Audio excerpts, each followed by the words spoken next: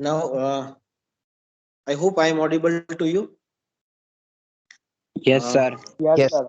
Yes, Yes. yes, sir. Yes. Yes, Yes, sir. yes, sir. His poem, Freedom of Heaven, that is what we are going to study now. I hope you can see the screen as well. Where the mind is without fear. Can you read this on the screen?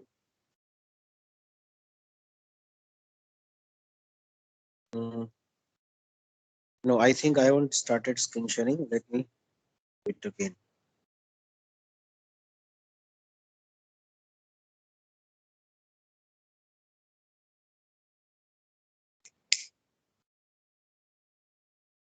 Now, can you see the screen? Yes, sir. Yes, sir. Yes, Yes, sir. sir. Yes. Yes, visible. So, Yes, sir. fine.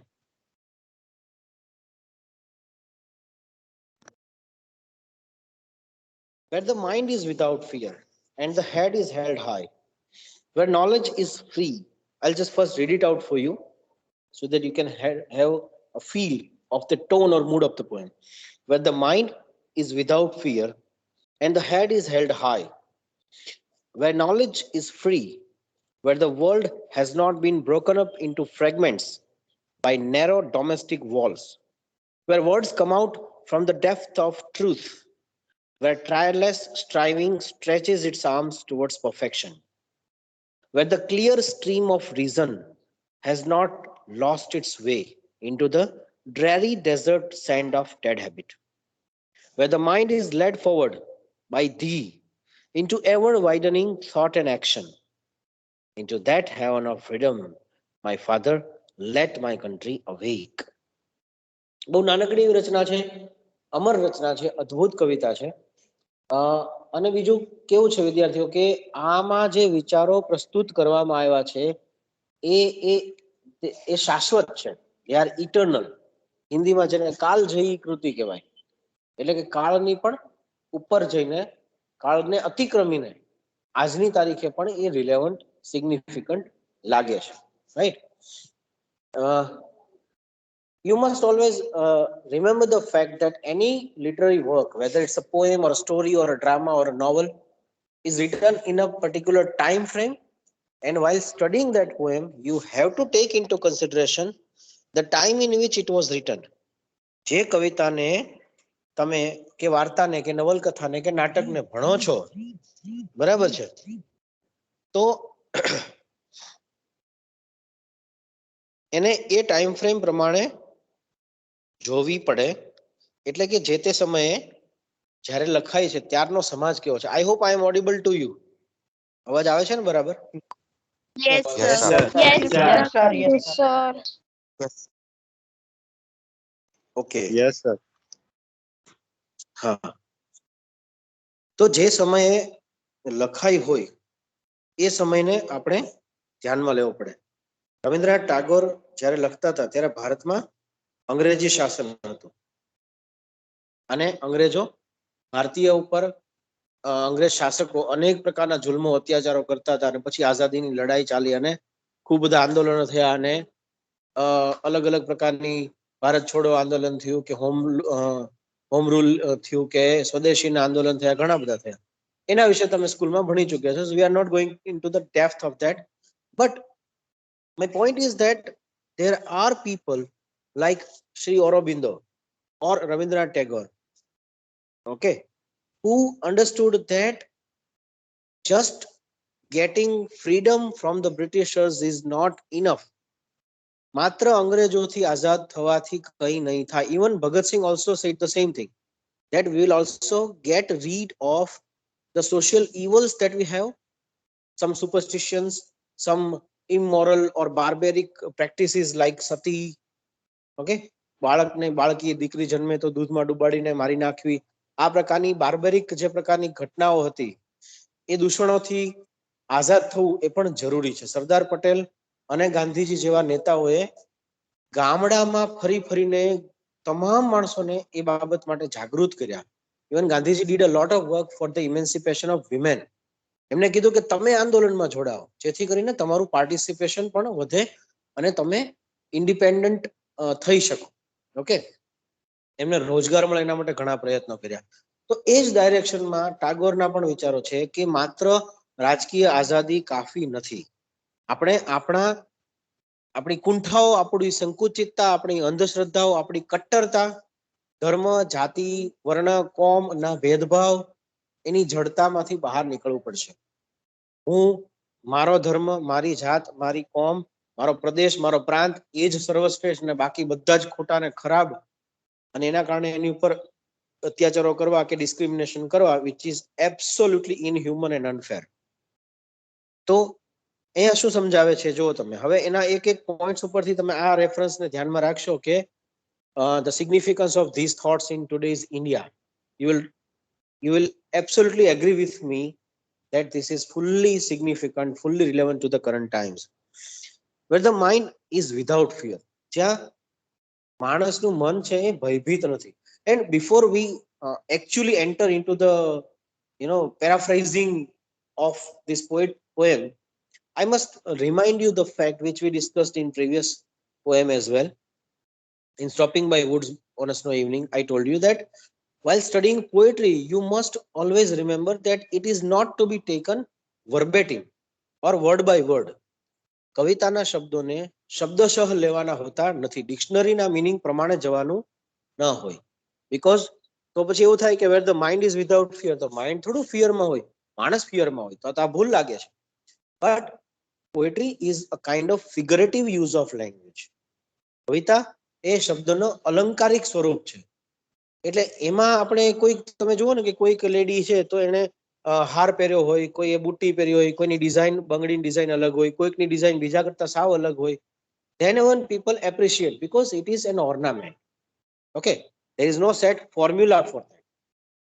Similarly, poetry has ornamental use of language.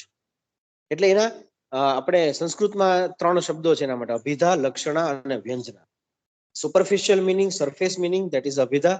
એનાથી deeper meaning અને સૌથી વધારે કોનોટેશન એટલે કે ઊંડાણપૂર્વકનો જે અર્થ કહેવાય, જે છુપાયેલો meaning છે, ધેટ ઇઝ કોલ્ડ વ્યંજના. તો એ જે અંડરકરન્ટ જેને કહેવાય ને, જેમ કે સબમરીન દરિયાની અંદર જતી હોય અને સપાટી ઉપર, દરિયાની સપાટી ઉપર ન દેખાય, એવી રીતે આની અંદર રહેલા સબમર્જ્ડ થોટ્સને આપણે પકડવાના છે.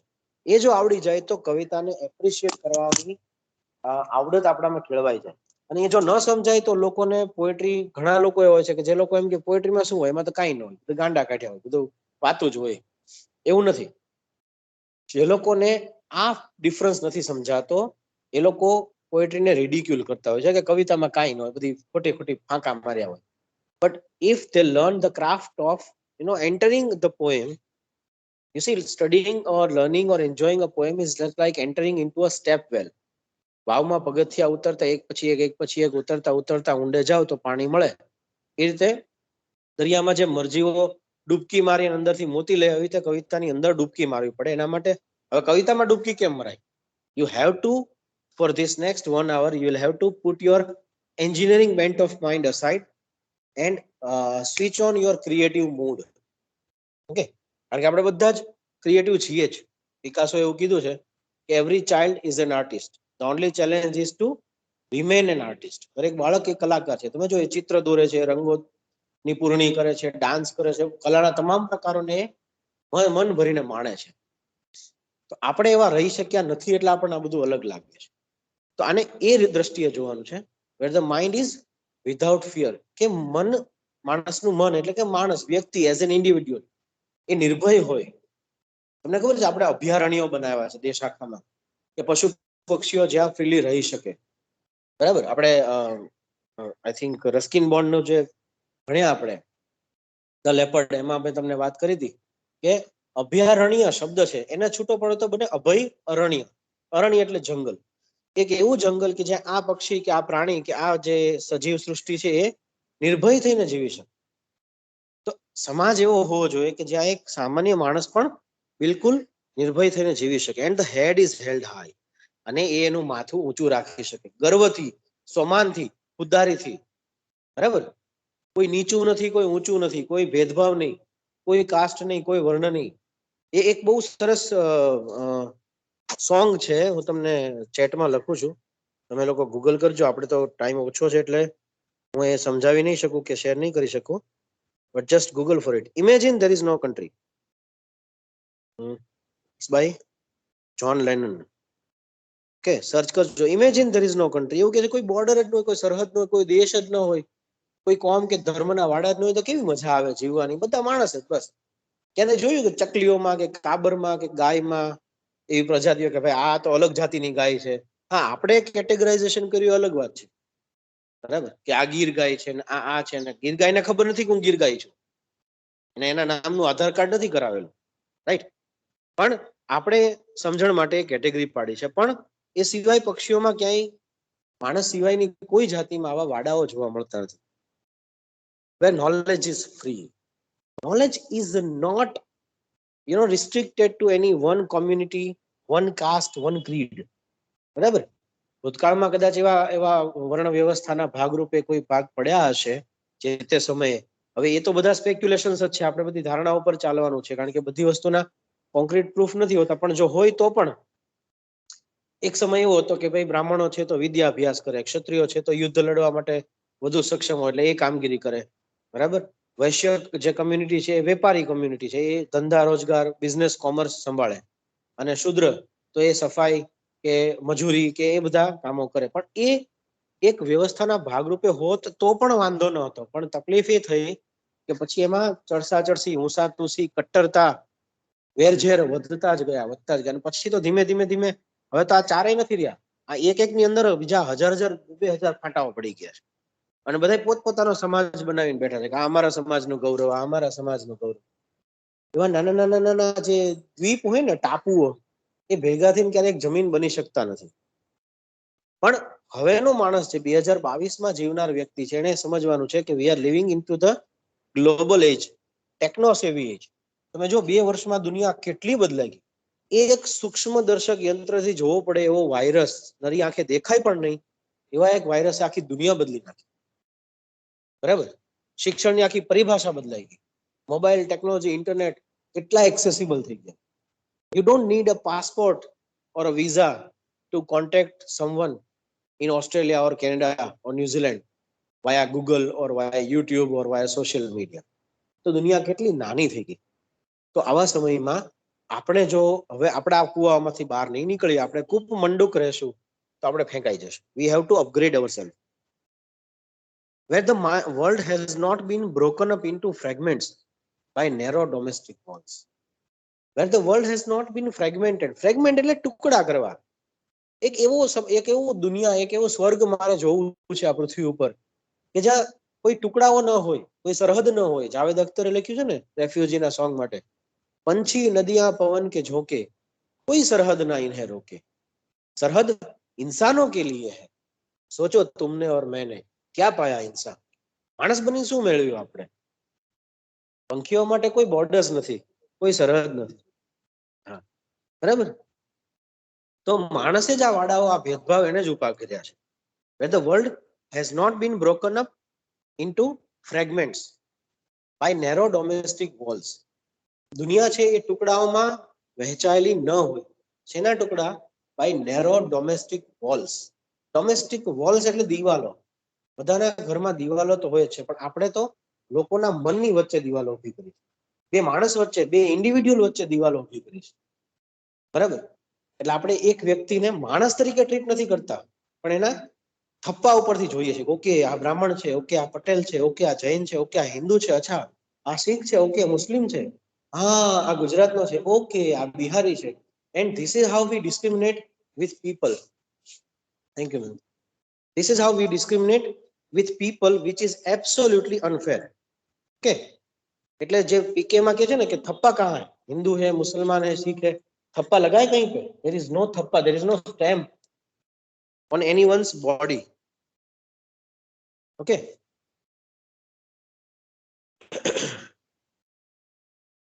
The world has not been broken up into fragments by narrow domestic walls. આવી વાડાબંધીમાં ફસાયેલી દુનિયા ન હોય, બરાબર છે? Where the words come out from the depth of truth. એક માણસ સાચું બોલે તો એ સાચા બોલવાની એને કેટલી કિંમત ચૂકવવી પડે. And that's where we remember Mahatma Gandhi. No, he throughout his life he taught the importance of speaking the truth and being true to ourselves and to the world.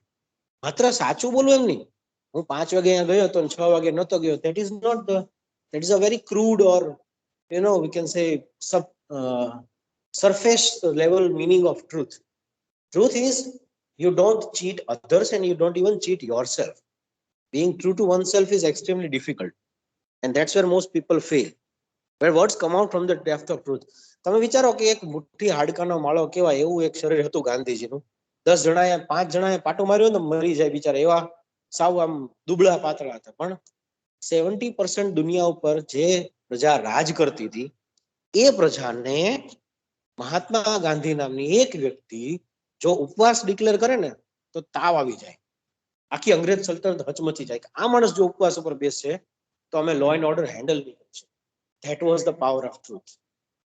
એક ગરીબ સ્ત્રીના શરીર પર કપડા ન જોઈ એને એમ લાગ્યું કે એને કીધું મારી પાસે સોરી પહેરવા માટે કપડા નથી, ને એટલું લાગી આવ્યું કે એને જિંદગીભર માત્ર એક ધોતીમાં જીવવાનું નક્કી કર્યું. And that was his truth. Words come out from the depth of truth, where tireless striving stretches its arm towards perfection. Where tireless એટલે હાક્યા વગર. આ જો સત્યની રાહ પર ચાલવું ને, એ ગાંધીજી એવું કહેતા કે ખાંડાની ધારે ચાલવા જોઈએ. ખાંડુ એટલે તલવાર. It's like walking on the razor's edge. ઇંગ્લિશમાં એને શું કહેવાય? ધ રેઝર્સ એજ. એ આસાન નથી, but you will have to do it once and for all. Okay, એક વખત જો એ શીખી જઈએ તો it's not difficult. Where the world has what was the line? Where tireless striving stretches its arms. પોતાની બાહો ફેલાવે છે એના માટે towards perfection. Whatever we do, there has to be an excellence, there has to be perfection in that, and we don't need to get certified from others. એની સરાહના, એનું certificate આપણે બીજેથી નથી લેવાનું. આપણો અંતરાત્મા જ આપણને કહેશે કે ના યાર આ બરાબર નથી, આ ઠીક નથી. Even while you are preparing answers, you will yourself realize કે ના આ બરાબર નથી લખાયું, I should redraft it. Where the clear stream of reason has not lost its way. Extremely relevant, extremely significant line in 2021.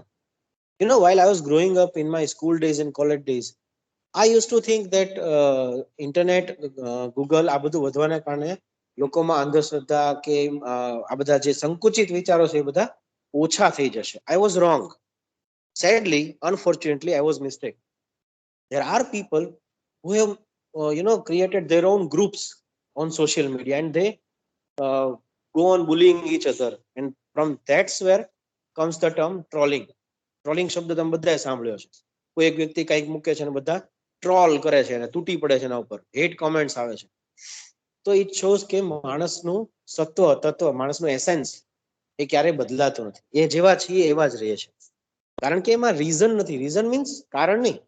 આપણે reason એનો અર્થ એક અર્થ સાંભળે છે કારણ, કારણની વાત નથી. રીઝન મીન્સ રેશનાલિટી, ક્રિટિકલ થિંકિંગ, તાર્કિક બુદ્ધિ, વિચારવાની ક્ષમતા. દાખલા તરીકે હું તમને એક જ આર્ગ્યુમેન્ટ આપું, and that will convince all of you on every point. આપણે જ્યારે કોઈ માણસ જન્મે છે, બરાબર, પૃથ્વી ઉપર બાળક જ્યારે જન્મ લે છે દુનિયાના કોઈ પણ ખૂણે, પૃથ્વી ઉપર ક્યાંય પણ, તો is it his choice to be born as a Hindu or a Muslim or a Sikh or a Christian? Is it his or her choice to be born as a male or a female, as a Gujarati or a Bihari or a European or an American or a Russian? Is it his or her choice to be straight or gay or lesbian? Is it his or her choice to be born in the house of rich people or poor people or middle class? And the answer to all these questions is no, with a capital N. દુનિયામાં ક્યાંય તમે એવું જોયું કે આ માણસ એમ કે હું જન્મ્યો નહીં પહેલા મેં એક ફોર્મ ભર્યું હતું અને મેં આટલું ભગવાનને ટીક માર્ક કરીને આપ્યું હતું, મારા મા બાપ આવા હોવા જોઈએ, મારા આટલા ભાઈ બહેન હોવા જોઈએ, હું આવા ઘરમાં રહેતો હોવો જોઈએ, મારી આ કાસ્ટ, આ કોમ, આ કલર, મારો સ્કિન ટોન આવો હોવો જોઈએ, મારા વાળ આવા હોવો જોઈએ. હા, પેરેન્ટ્સ વિચારે એ વાત અલગ છે. બાળક જન્મે એ પહેલા પ્રેગ્નન્સી દરમિયાન સ્ત્રી અને પુરુષ બંને વિચારે કે મારું બાળક અમે ઈચ્છિત સંતાન આવું હોવું જોઈએ. એ તો ગર્ભ સંસ્કારની જે આપણી પરંપરા છે એની અંદરનો એક ભાગ છે. It's a part of scientific procedure. But વ્યક્તિ પોતે સિલેક્ટ કરે છે? ના. જો નથી કરતા તો શેનું ગૌરવ ને શેની શરમ, શેનો ઈગો, શેનો ઘમંડ, શેનો તિરસ્કાર, શેની નફરત, right?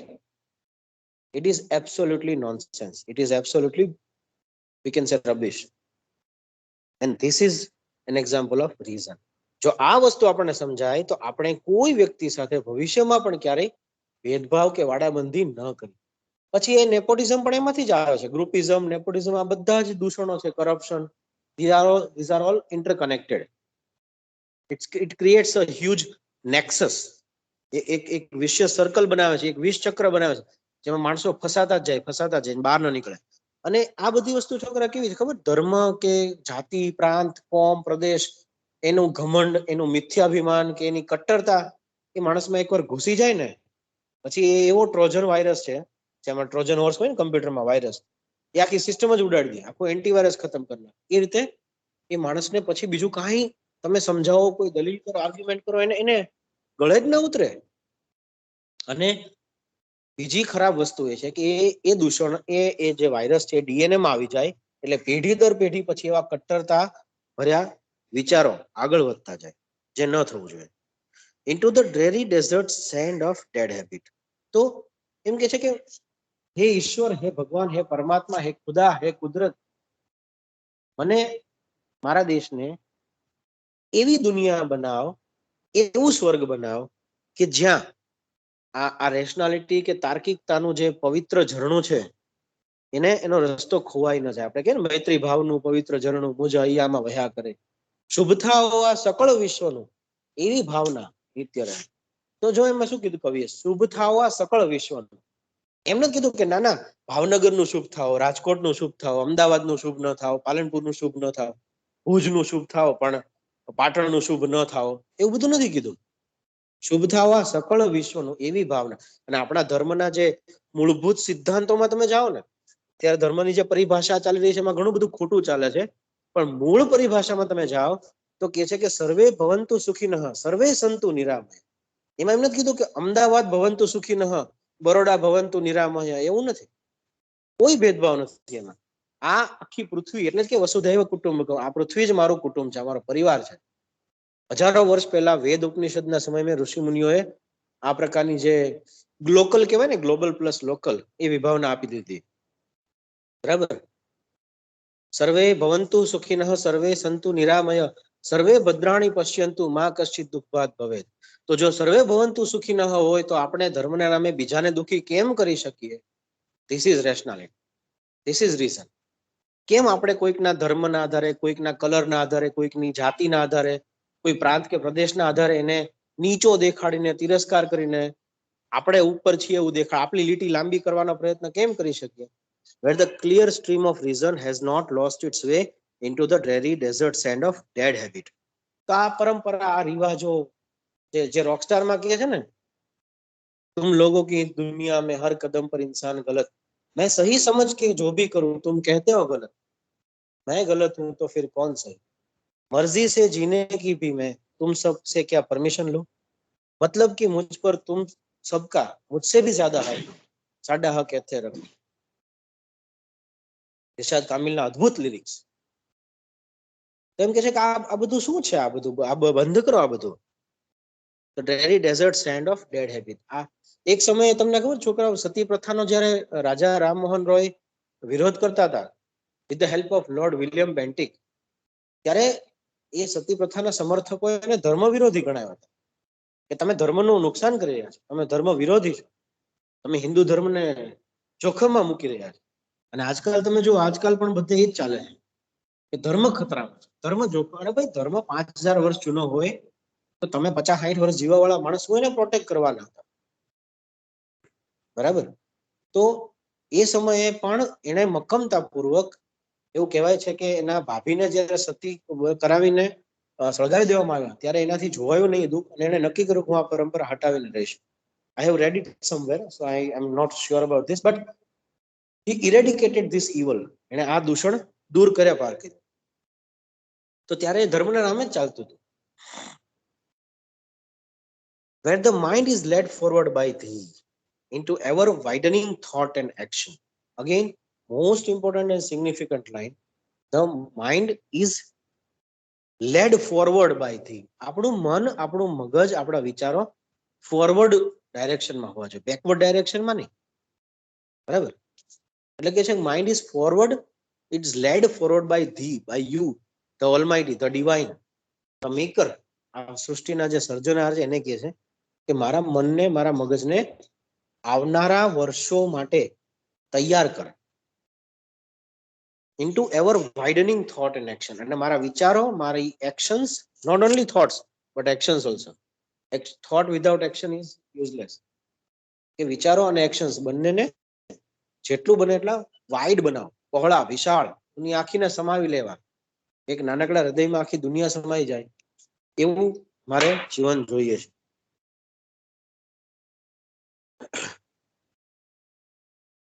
Where the mind is led forward by thee. Thee is a term of we can say old English. Thee means you. પહેલાના સમયમાં આ પ્રકારના એક્સપ્રેશન્સ ઇંગ્લિશમાં વપરાતા હતા કે you are the leader of my mind. You are like the lighthouse to a ship in the ocean. દરિયામાં જેમ જહાજને દિશા નિર્દેશ કરવા માટે દીવાદાંડી હોય એ પ્રકારે તું મારા જીવનને દિશા આપ અને આગળની દિશા આપ અને મારા વિચારોને વૈશ્વિક કક્ષાના બના. Broad minded. બરાબર છે?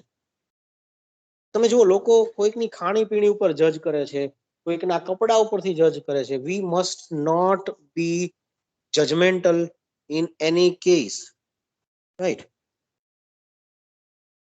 જજમેન્ટલ ખબર છે તમને? જજમેન્ટલ મતલબ કે અચ્છા આને આવા કપડા પહેર્યા તો આ તો આવો જ હશે, ઓકે, આ તો આવું ખાય છે, આ તો વેજ ખાય છે, આ તો નોન વેજ ખાય છે, આ તો દારૂ પીએ છે, આ તો અરે ભાઈ એની personal life. That is none of your business. If someone, I don't say that it is good. If it is harmful for health, one must not do it. But just because someone smokes a cigarette does not mean that he or she is out and out a bad person. Okay? નહીતર જો એવી રીતે ગણવા જાય ને filter કરવા જાય ને તો દુનિયાના મોટા ભાગના scientist, politicians, researchers, okay, or artist or cricketers, ઘણું બધું ફિલ્ટર થઈ જાય, કઈ બચે જ નહીં. But that is not the way. આપણે એ રીતે ન વિચારવું જોઈએ. into ever widening thought and action, into that heaven of freedom, my father, let my country awake. into that, આ જે પ્રકારનું મેં વર્ણન કર્યું ને એવા પ્રકારના સ્વર્ગમાં, એવા પ્રકારના આઝાદીના વાતાવરણમાં. જો હવે તમને સમજાણું કે શરૂઆતમાં જે તમને વાત કરી કે માત્ર અંગ્રેજોથી આઝાદ થવું એ આઝાદી નથી, પણ આ પ્રકારની કુંઠાઓ, આ પ્રકારના વૈમનસ્ય, કટ્ટરતા, વેરઝેર, એનાથી આઝાદ થવું એ પણ એટલું જ જરૂરી છે. And that is how, if we can do that, we could create heaven on earth. સ્વર્ગ કે નર્ક છે કે નહીં કોઈને ખબર નથી. શેક્સપિયરના નાટક હેમલેટમાં એક સરસ લાઈન આવે છે કે that untraveled country from where no traveler ever returns. મૃત્યુ એક એવો પ્રદેશ છે કે જ્યાં મુસાફરી કરનારો માણસ ક્યારેય પાછો આવીને આપણને કહેતો નથી કે હા હું જો ગયો તો મને સ્વર્ગ મળ્યું, એમ આવું આવું હતું, આ એનું સર્ટિફિકેટ, આ એનું પ્રૂફ, આ એની સેલ્ફી, આ ફોટો. ક્યાંય જોયું દુનિયામાં કે કોઈ મરેલ માણસે એવું મોકલાયું કે હા ભાઈ હું મર્યો? આપણે તો બધા માટે લખીએ સ્વર્ગવાસી ફલાણા ફલાણા, રેસ્ટ ઇન પીસ. બરાબર? જીવતે જીવ જેને પીસ નથી, હૈયા હોળી હતી, એને મર્યા પછી શું પીસ મળવાની? પણ એ બધી એક કલ્પનાઓ છે. हमको मालूम है जन्नत की हकीकत गालिब, लेकिन जो ओरिजिनल मिर्जा गालिब, व्हाट्सएप वाला नहीं, व्हाट्सएप में जो फॉरवर्ड થાય છે એવું નહીં, ઓરિજિનલ મિર્ઝા ગાલિબે લખ્યું છે हमको मालूम है जन्नत की हकीकत गालिब, लेकिन दिल के खुश रखने को ये ख्याल अच्छा. અમને ખબર છે ભાઈ સ્વર્ગ નર્ક જેવું કઈ છે નહીં, પણ આ તો દિલ બહેલાવાની બધી વાતો છે. પણ જો આ વિચારો જે વ્યક્ત કર્યા છે into that heaven of freedom, એ પ્રમાણે જો જીવી શકાય તો આ પૃથ્વી ઉપર જ સ્વર્ગ બની. My father let my country awake. આ પ્રકારના પ્રદેશમાં હે ઈશ્વર, હે પરમપિતા, મારા દેશને જાગૃત કર કે એ આ દિશામાં આ દિશામાં આગળ વધે. જ્યારે 15મી ઓગસ્ટે આઝાદી મળી, ત્યારે જવાહરલાલ નહેરુજીએ પ્રથમ વડાપ્રધાને tryst with destiny famous speech આપી હતી ને, at the stroke of midnight India will rise to a new dawn. એક નવું પ્રભાત ઉઘડશે ભારતમાં અને એક નવો ઇતિહાસ રચાશે. તો આજે આઝાદીના અમૃત મહોત્સવની વાતો ચારે બાજુ ચાલી રહી છે. 75 વર્ષે આપણે ક્યાં છીએ, ક્યાં હોવા જોઈએ અને ક્યાં નથી, એ પણ એક વિચારણીય મુદ્દો છે. આપણે લોકોએ બધાએ એ વિચારવાનું છે. You guys are the future of the country. તમે લોકો દેશનું ભવિષ્ય છો. તમે આને આગળ લઈ જશો. But the only requirement, only prerequisite thing is that your mind should be led forward into the ever widening thought and action. તમારા વિચારો વૈશ્વિક હોવા જોઈએ. તમારા વિચારો સંકુચિત ન હોવા જોઈએ. સર્વસમાવેશક જેને કહેવાય, બધાને આવરી લેવામાં આવે, બધાનો સ્વીકાર, કોઈનો ભેદભાવ નહીં. બરાબર? સર્વજન હિતાય સર્વજન સુખાય, એ પ્રકારની મેન્ટાલિટી આપણી હોવી જોઈએ. Without any discrimination, any bias, any prejudice, any kind of hierarchy or hegemony or we can say fragmentation. So that's what I personally believe that Tagore has tried to convey in this poem, and I guess I could convey it properly to you, and I hope that it was fruitful to you. Thank you, all of you, for listening to me patiently, and I hope you guys will be able to answer the questions in the exam with utmost perfection and satisfaction. Thank you so much. Sir, your explanation was outstanding.